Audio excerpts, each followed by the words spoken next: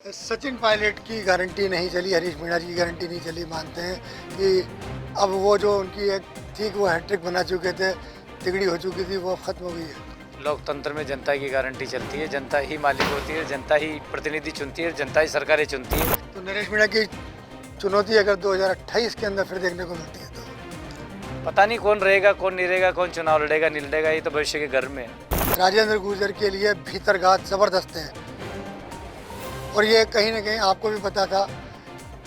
अब जीत मिल गई। टोंक जिले की देवली उनियारा विधान सभा क्षेत्र में जो उपचुनाव हुआ था, उसको लेके जिस तरह की बात की जा रही थी कि यहाँ भाजपा इस बार बाजी मार सकती है, कांग्रेस को कहीं ना कहीं हार का सामना करना पड़ सकता है, वो अंदाज़ा सही साबित हुआ है। हमारे साथ बातचीत के लिए मौजूद हैं लगभग यहाँ से विधायक बन चुके राजेंद्र गुर्जर। देखिए किस तरह की उम्मीद थी चुनाव को लेके और वो उम्मीद सही साबित हुई है।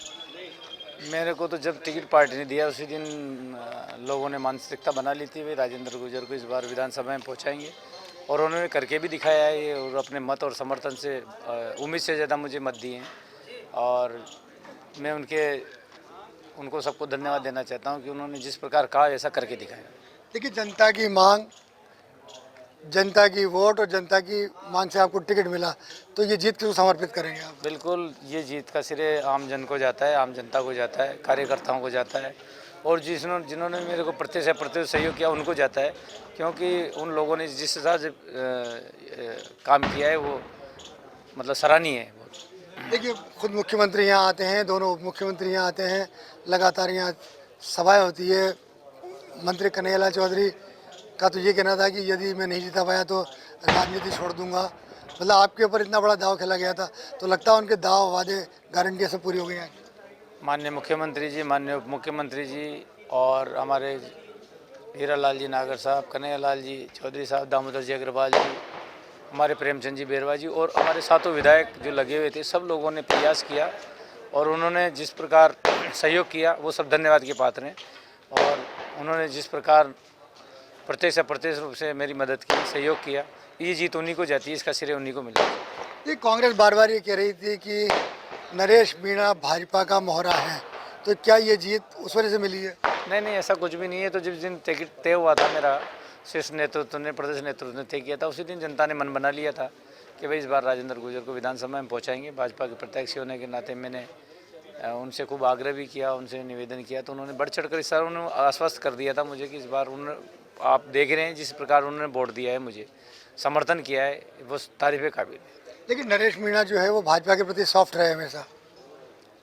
नहीं, ऐसा नहीं है। लोकतंत्र में सब चुनाव लड़ते हैं, निर्दलीय भी लड़ते हैं, पार्टियों से भी लड़ते हैं। सब लोग 8 लोगों ने चुनाव लड़ा है, सब जीत के लिए चुनाव लड़ते हैं। अब वोट जिसको जनता देती है वही नेता बनता है। लोकतंत्र में तो सब लोकतंत्र है, लोकतंत्र में सब अपनी इच्छा से वोट करता है, सब अपने हिसाब से उम्मीदवार चुनता है और सबको अधिकार है वोट मांगने का, कोई दिक्कत नहीं है। सब लोग, हम सब लोकतंत्र में विश्वास रखते हैं। देखिए मतदान के बाद थप्पड़ कांड की गूंज खूब हुई, तो लगता है कि जो नरेश मीणा जो दूसरे नंबर पे चल रहे हैं, यानी कांग्रेस थर्ड नंबर पे चली गई, तो उनको इतनी ज़्यादा मत उस वजह से मिले। देखो, जो भी हुआ है गलत हुआ है और लोकतंत्र में ऐसा नहीं होना चाहिए। बाकी मैं तो ये कहूँगा, ये लोकतंत्र में जनता ही मालिक होती है और जो भी मत और समर्थन देती है वो अपने स्वयं की प्रेरणा से देती है, स्वयं स्वेच्छा से देती है। कोई के दबाव में, दोष में वोट देता नहीं है। सब लोग अपनी इच्छा से और अपने प्रेम से वोट देते हैं, तो ये लोकतंत्र की जीत है। नरेश मीणा ने आपकी जीत को कितना आसान किया? देखिए सवाल बार बार ये मुझे पूछते हैं आपसे कि ये जीत कितनी आसान उनकी वजह से हुई। मैंने आपको पहले भी कहा है, जब मेरे को टिकट मिला था, जब कोई प्रत्याशी भी नहीं था कांग्रेस का या और दल के, उसी दिन तय कर लिया था। मैंने आपके चैनल के माध्यम से आपको जानकारी दी थी कि मैं इस बार जिस हिसाब से जनता ने मन बनाया है, तो वो अब तक की सबसे बड़ी भाजपा की जीत होगी। वो मुझे लग रहा है, ऐसा प्रतीत होता दिख रहा है कि ये होने वाली है। मतलब ये रिकॉर्ड बनाया है आपने, तो रिकॉर्ड के लिए जनता को क्रेडिट देंगे इसके? बिल्कुल, जनता को क्रेडिट देंगे, कार्यकर्ताओं को देंगे, हमारे शीर्ष नेतृत्व को देंगे, हमारे सारे जो मंत्री परिषद कैबिनेट के मंत्री हैं, हमारे जो विधायक हैं, हमारे जो संगठन के लोग हैं, हमारे जो भी आप हैं, अपने जो चैनल है, अपने जितने भी पत्रकार बंधु हैं, सोशल इलेक्ट्रॉनिक मीडिया वाले, और जो भी प्रत्यक्ष या अप्रत्यक्ष, सबने सहयोग किया है लोकतंत्र में। तो अगर ये कांग्रेस प्रत्याशी की हार है, देखिए हम मानते हैं हार हो चुकी हो, तो तो इस हार के लिए कांग्रेस में किसको जिम्मेदार आपको नजर आ रहा अब है? देखो कांग्रेस का तो वो जाने कौन किसने काम किया किसने नहीं किया, क्या है उनकी योजना थी, ये मेरी जानकारी में नहीं है। मैं तो इतना ही कहूँगा कि जीत लोकतंत्र की जीत है, आम जनता की जीत है। और मैं सबको आपके चैनल के माध्यम से धन्यवाद देता हूँ कि जिन लोगों ने प्रत्यक्ष रूप से मेरा सहयोग किया वो सब धन्यवाद के पात्र हैं। सचिन पायलट की गारंटी नहीं चली, हरीश मीणा जी की गारंटी नहीं चली, मानते हैं कि अब वो जो उनकी एक थी कि वो हैट्रिक बना चुके थे, तिगड़ी हो चुकी थी, वो अब खत्म हो गई है। लोकतंत्र में जनता की गारंटी चलती है, जनता ही मालिक होती है, जनता ही प्रतिनिधि चुनती है, जनता ही सरकारें चुनती है। इसलिए लोकतंत्र में जनता ही सबसे बड़ी मैं तो जनता लोकतंत्र में जनता को सबसे बड़ा मानता हूँ। देखिए देवली उनियारा क्षेत्र के अंदर पहली बार उपचुनाव और उपचुनाव के अंदर पहली बार निर्दलीय की ज़बरदस्त एंट्री, तो क्या लगता है भविष्य की राजनीति के अंदर ये कोई बड़ा संकेत है? भविष्य की राजनीति में कुछ नहीं कह सकता, आदमी का पता नहीं था, अगर रहे नहीं रहे तो आगे राजनीति में क्या होगा ये तो मैं नहीं कह सकता।